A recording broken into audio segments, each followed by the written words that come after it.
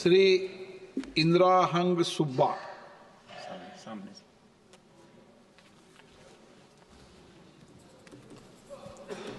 धन्यवाद अध्यक्ष महोदय।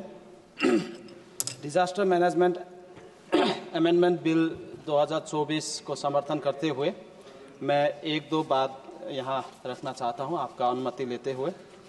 सिक्किम को रिप्रेजेंट करता हूँ और सिक्किम हमेशा से अच्छा इश्यूज़ में अच्छे कॉज के लिए न्यूज़ में आए हैं, लेकिन रिसेंटली अक्टूबर 2023 में जो टिस्टा में फ्लैश फ्लड हुआ उसके वजह से भी न्यूज़ में आया है। तो सिक्किम इन आपदाओं से ऐसे डिजास्टर्स से लड़ते हुए जो 2011 का अर्थक्वेक था और लैंडस्लाइड्स है, तो इन सब में सिक्किम भी Sikkim is well known about this disasters. So ये जो डिजास्टर मैनेजमेंट में अमेंडमेंट लाया गया है अध्यक्ष महोदय, मुझे लगता है ये बहुत ही टाइमली अमेंडमेंट है और इसमें जो डिसेंट्रलाइज करने की कोशिश की है, this is a very welcome move. So इसलिए हम इस बिल को समर्थन भी करते हैं। तो डिजास्टर मैनेजमेंट प्लान जो इस अमेंडमेंट में लाया गया है, इसमें NDMA और SDMA दोनों को मैंडेट किया गया है, लेकिन मुझे लगता है अध्यक्ष महोदय कि इसमें NDMA SDMA में भी SDMA जो स्टेट का मैनेजमेंट अथॉरिटी है उसको ज़्यादा मैंडेट देनी चाहिए, क्योंकि India is such a diverse country. इसमें इतना जोग्राफिकल एरियाज है, अपना अपना यूनिक डिजास्टर का एक्सपीरियंसेस है, तो इसलिए स्टेट को ज़्यादा और इसमें विशेष करके लोकल रिप्रेजेंटेटिव्स को, विधायक को, माननीय पंचायतगण को, जिला पंचायतगण को भी इसमें डिसीजन मेकिंग बॉडी में कहीं ना कहीं इंक्लूड कर देनी चाहिए।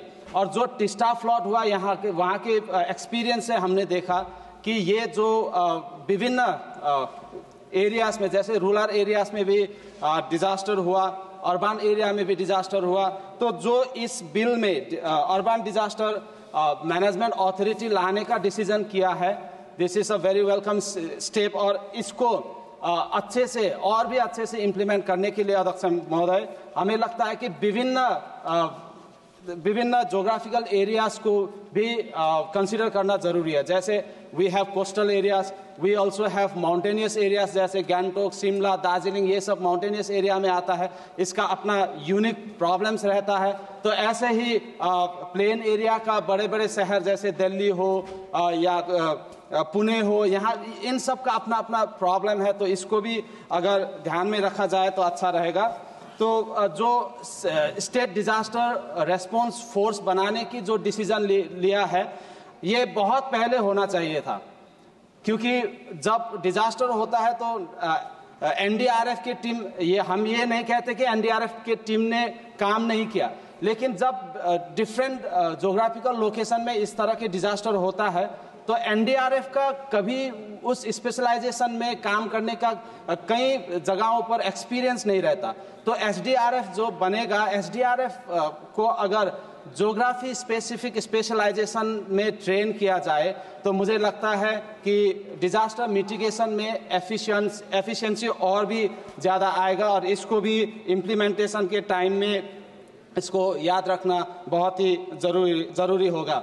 तो डाटाबेस बनाने की इस बिल में जो प्रावधान लाया गया है अध्यक्ष महोदय, ये बहुत ही इम्पोर्टेंट है, क्योंकि climate change is a reality now. Climate change का एडवर्स इफेक्ट्स हम अभी देखने लगा है, एक्सपीरियंस करने लगा है।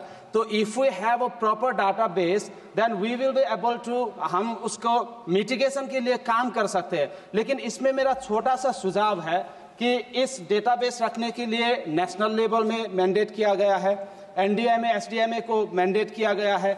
इसके साथ साथ में ऑटोनोमस इंस्टीट्यूशंस जो विभिन्न जगहों पर यूनिवर्सिटीज़ है, IITs है, NITs है, ऐसे विभिन्न इंस्टीट्यूशंस को भी मैंडेट कर देनी चाहिए। जब इसका एनालिसिस हो तब केवल गवर्नमेंट का ही डाटा को ना लेकर ऐसे ऑटोनोमस इंस्टीट्यूशंस का भी डाटा को अगर साथ में लेकर एनालिसिस किया जाए तो ये सेल्फ करेक्टिंग मेजर हो जाएगा, और ये दिस विल एक्चुअली हेल्प कि मिटिगेशन प्रोसेस और भी एफिशिएंट तरीके से लाया जाए।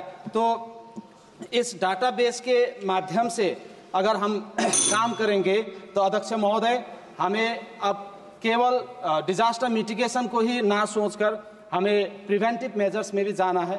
जैसे क्लाइमेट चेंज की वजह से जो ग्लोबल वार्मिंग हुआ है, इसके वजह से ग्लेशियर लेक्स बहुत ज़्यादा बढ़ गया है और इसके वजह से पहाड़ी इलाकों में बहुत अभी भी डेंजर बने हुए हैं। इसको भी मिटिगेट करने के लिए कुछ ना कुछ प्रावधान कर देनी चाहिए। तो अगर इसका ठीक से मिटिगेशन नहीं हुआ तो not only the Himalayan regions, इसके वजह से Bihar, Assam, north Indian plains जितने हैं वहाँ भी पूरे तरीके से फ्लडिंग होने की चांसेस और बढ़ के जाएगा और इसको मिटिगेशन करते करते हम रह जाएंगे। इसको अगर प्रिवेंटिव मेजर में जाएंगे तो ये और भी अच्छा होगा। धन्यवाद अध्यक्ष महोदय।